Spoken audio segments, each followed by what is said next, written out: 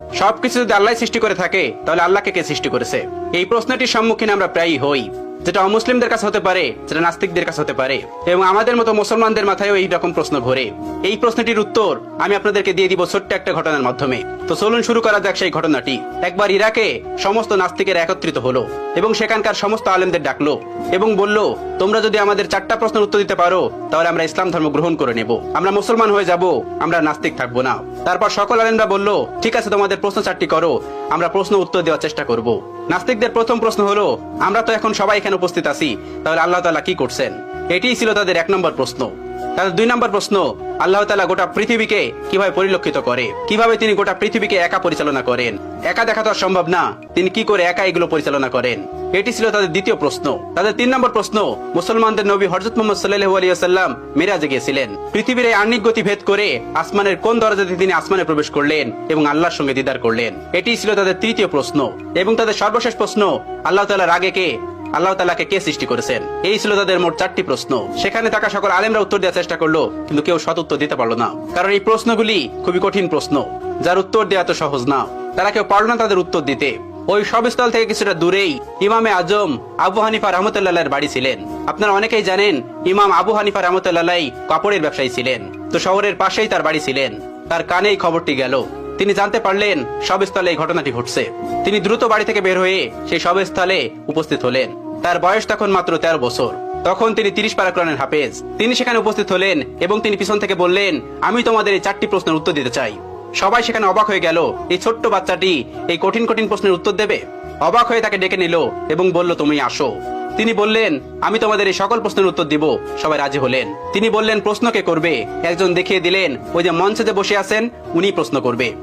চেয়ারে বসে থাকা ওই লোকটিকে আবু হানিফা রাহমাতুল্লাহ বললেন, তুমি যখন আমাকে প্রশ্ন করবে তখন তুমি আমার ছাত্র, আমি তোমার শিক্ষক, তাহলে আগে তুমি আমাকে ওই চেয়ারে বসতে দাও, আর তুমি নিচে দাঁড়িয়ে আমাকে প্রশ্ন করবে। উদ্ভট হলেও এটি তারা মেনে নিয়েছিল। আবু হানিফা রাহমাতুল্লাহ চেয়ারে গিয়ে বসলেন এবং ওই নাস্তিকটি নিচে এসে প্রশ্ন করলো। প্রথম প্রশ্নটি ছিল এরকম যে, আল্লাহ তাআলা এখন কি করছেন? আবু হানিফা রাহমাতুল্লাহ তীক্ষ্ণ বুদ্ধি সম্পন্ন একজন মানুষ ছিলেন। আল্লাহ তাআলা তাকে অনেক হিকমত দিয়েছিলেন, অনেক জ্ঞান দিয়েছিলেন। তিনি উত্তর দিলেন, আল্লাহ তাআলা এই মুহূর্তে তোমার মতো বেকুবকে চেয়ার থেকে নামিয়ে আমাকে চেয়ারে বসিয়ে দিয়েছেন। এটি ছিল 1 নম্বর প্রশ্নের উত্তর। সবাই অবাক হয়েছিল। এই উত্তর খণ্ডানোর মতন উত্তর তাদের কাছে ছিল না, তাই তারা এটি মেনে নিতে বাধ্য হয়েছিল। এবার তিনি বলেছিলেন, এবার তোমার দ্বিতীয় প্রশ্নটি করো। দ্বিতীয় প্রশ্নটি করলো, আল্লাহ তাআলা একা এই পুরো পৃথিবীকে কিভাবে পরিচালনা করে? একা তিনি পুরো পৃথিবীকে কিভাবে দেখেন? তিনি তাদেরকে 4 কোণাওয়ালা একটা ঘরে নিয়ে গেলেন এবং সেই ঘরে একটা বাতি জ্বালালেন, একটা মোমবাতি। এবার তিনি বললেন, এবার বলো, এই আলোর মুখ কোন দিকে, এই আলোর চোখ কোন দিকে? তারা কোনো উত্তর দিতে পারলো না। তারা বলল, এই আলো তো ছড়িয়ে পড়েছে। তিনি তাদেরকে বললেন, আল্লাহ তাআলা নূরের তাজাল্লির মাধ্যমে গোটা পৃথিবীতে এভাবে ছড়িয়ে রেখেছেন এবং তিনি সবকিছু দেখতে পান এই নূরের মাধ্যমে। এই প্রশ্নের উত্তর নাস্তিকদের কাছে ছিল না, তারাও এটি মেনে নিয়েছিল। তৃতীয় প্রশ্ন করা হলো, হযরত মুহাম্মদ সাল্লাল্লাহু আলাইহি সাল্লাম পৃথিবীর আহ্নিক গতি ভেদ করে আসমানের কোন দরজা দিয়ে আল্লাহর সঙ্গে মেরাজ করতে গেছিল? তখন আবু হানিফা রাহমাতুল্লাহ হাতে একটা ডিম নিলেন এবং বললেন, এই ডিমটি থেকে 22 থেকে 23 দিন পরে বাচ্চা ফুটে বের হবে। এবার তোমরা বলো, এই ডিমটির বাচ্চা কোন দিক থেকে বের হবে? তারা বললেন, এটি ঠোঁট দিয়ে ডিম ভেঙে বের হবে। তিনি বললেন, কোন দিক দিয়ে বের হবে? তারা বললেন, এটা আমাদের জানা নেই। এবার ইমাম আবু হানিফা রাহমাতুল্লাহ বললেন, আল্লাহ তাআলা তার বান্দাকে আসমানে নিবেন কোন দরজা দিয়ে নিবেন এটি আল্লাহ তাআলা ভালো জানেন। এটা আল্লাহ তাআলার কাজ, তোমার আমার কাজ না। আসমান তার, আসমানের যে কোনো জায়গা দিয়ে তার নবীকে আসমানে নিতে পারেন। চতুর্থ প্রশ্ন, যেটি সব থেকে গুরুত্বপূর্ণ, আল্লাহ তাআলাকে কে সৃষ্টি করেছেন? আল্লাহ তাআলার আগে কে? ইমাম আবু হানিফা রাহমাতুল্লাহ বললেন, তোমাদের মধ্যে কি এমন কেউ আছেন যিনি অনেক ভালো অঙ্ক করতে পারে? তখন একজন বললেন, হ্যাঁ আমি পারি। তখন তাকে বলল, তুমি 1 থেকে গুনতে শুরু করো। তখন সে গোনা শুরু করলো।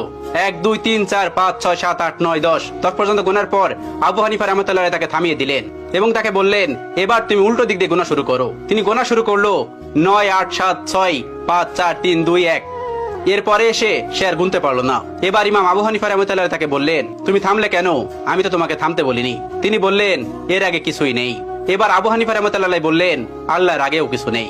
সামান্য একটা সংখ্যা দিয়ে যদি তার আগে কি আছে তুমি বুঝতে না পারো, তাহলে তুমি সেই মহান সত্তাকে কিভাবে বুঝতে পারবে যে তার আগে কেউ নেই? তোমার মাথায় এই জ্ঞান আল্লাহ তাআলা দেননি। এজন্য তুমি প্রশ্ন করো, আল্লাহ